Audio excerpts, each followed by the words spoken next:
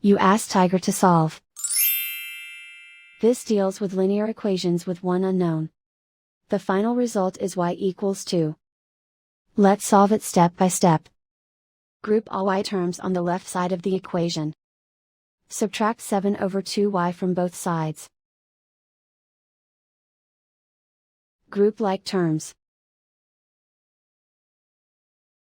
Group the coefficients. Convert the integer into a fraction. Combine the fractions. Combine the numerators.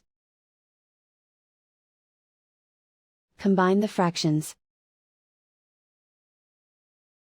Combine the numerators. Reduce the zero numerator. Simplify the arithmetic.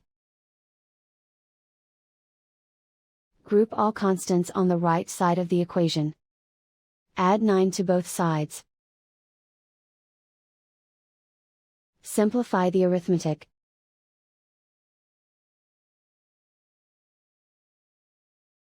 Isolate the y. Multiply both sides by inverse fraction 2 over 9.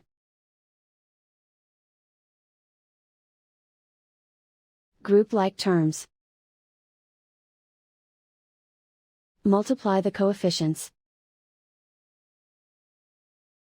Simplify the fraction.